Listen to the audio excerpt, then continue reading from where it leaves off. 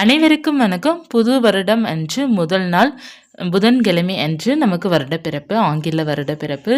இந்த நாள் என்று நீங்கள் வாசல் தெளிக்கும் தண்ணீரில் இந்த 3 பொருள் சேர்த்து நீங்கள் தெளித்து விட்டீங்க அப்படின்னு இந்த ஆண்டு முழுவதுமே உங்களுக்கு செல்வ செழிப்பு நிறைவாக இருக்கும். ஒரு நேர்மறை ஆற்றல் உங்கள் இல்லத்தில் இருக்கும். நமது இல்லம் சுபிட்சமாக இருப்பதற்காக இதை செய்து பாருங்க. 3 பொருள் தான், வீட்டில் இருக்கிற எளிமையான பொருள் தான். இந்த பொருளை நம்ம எப்படி ரெடி பண்ணணும் அப்படிங்கிறத பார்க்கலாம். இதற்கு தேவையானது என்னென்ன அப்படின்னா, கொஞ்சம் வெட்டி வேர் நமக்கு தேவைப்படும்.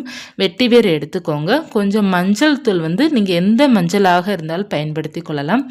நீங்கள் சமையலுக்கு பயன்படுத்துகிற மஞ்சள் வெள்ளி மஞ்சளாக இருக்கலாம், அல்லது கஸ்தூரி மஞ்சளாக இருக்கலாம், அல்லது நீங்கள் பூசு மஞ்சளாக கூட இருக்கலாம். எந்த மஞ்சள் வேண்டும்னாலும் நீங்கள் எடுத்துக்கோங்க. மஞ்சள் 1 ஸ்பூன் அளவுக்கு நீங்கள் எடுத்துக்கிடணும். வெட்டி வேர் கொஞ்சம் நிறையவே எடுத்துக்கோங்க.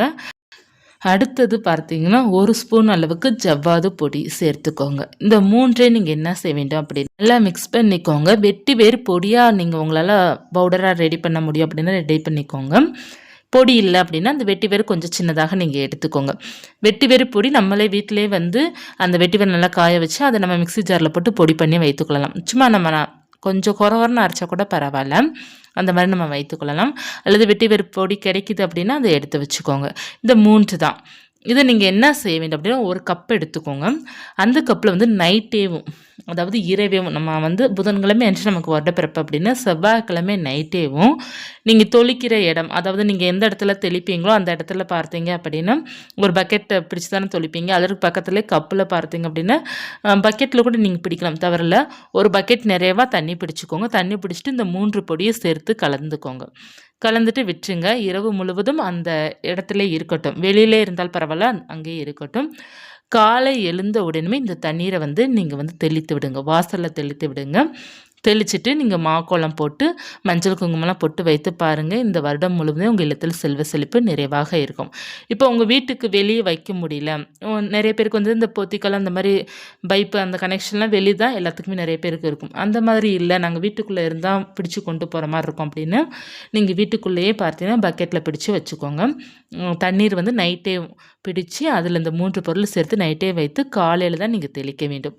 அப்படி தெளித்து பாருங்கள், உங்கள் இல்லம் சுபிட்சமாக மாறும். வெளியில் வைப்பதான் ரொம்ப நல்ல பலன் உங்களுக்கு கிடைக்கும். அந்த நமக்கு இரவு முழுவதும் நமக்கு வெளியிலே இருப்பதனால அதில் நல்ல ஒரு பாசிட்டிவ் வைப்ரேஷன் நமக்கு கிடைக்கும். அதை தெளித்து பாருங்கள். அடுத்து பார்த்தீங்கன்னா, நிலைவாசலை கட்டாயமாக மாவிலை தோரணை காலையில் கட்டி விடுங்க.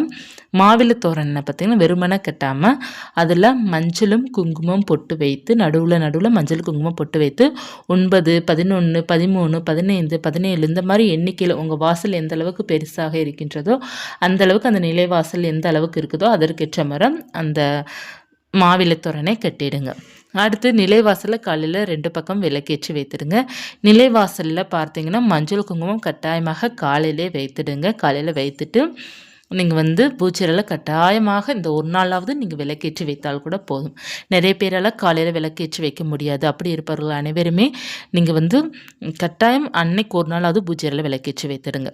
இப்போ மாதவிடாய் இருக்குது, என்னால் பூச்சையில் விளக்கேற்றி வைக்க முடியாது, நான் என்ன செய்கிறது அப்படின்னு நினைப்பவர்கள் நிலைவாசலில் அதற்குன்னு தனியாக ஒரு அகல் விளக்கு வைத்து நீங்கள் விளக்கேற்றி வச்சுக்கோங்க. நிலைவாசலில் ஏற்றினா கூட போதும்.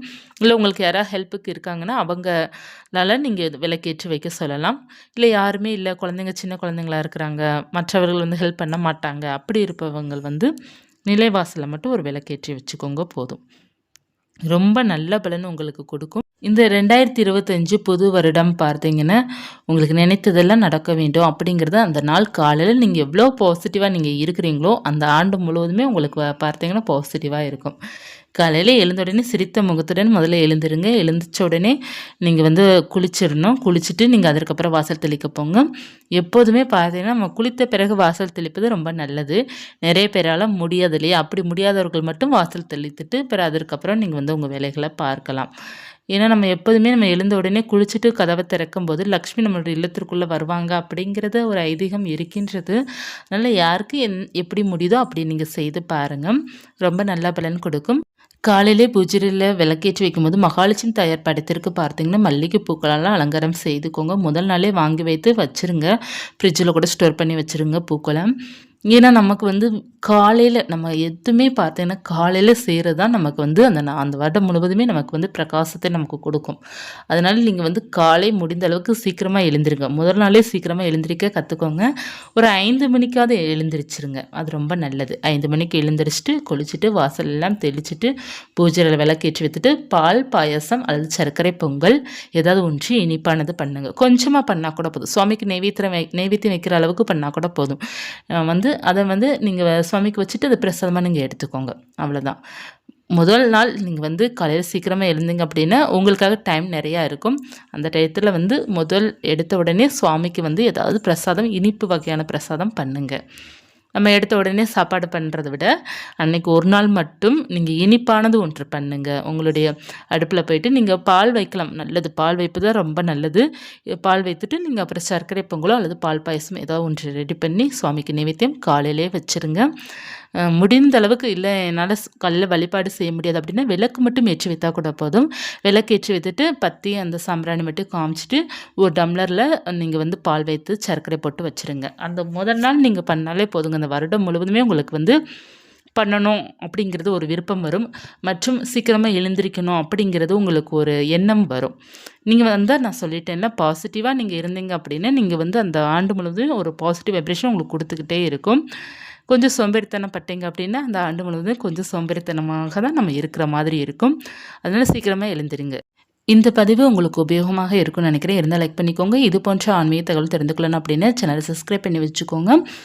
அடுத்த பதிவில் 2025ஆம் ஆண்டு நம்ம வந்து முதல் நாள் நம்ம ஒரு செம்பில் தண்ணீர் வைத்து நம்ம வீடு முழுவதும் ஒரு இடத்துல கட்டாயமாக வைத்து தெளிக்க வேண்டும். அது எங்கே அப்படிங்கிறத அடுத்த பதிவில் பார்க்கலாம். மீண்டும் ஒரு தகவலை சந்திக்கிறேன். நன்றி.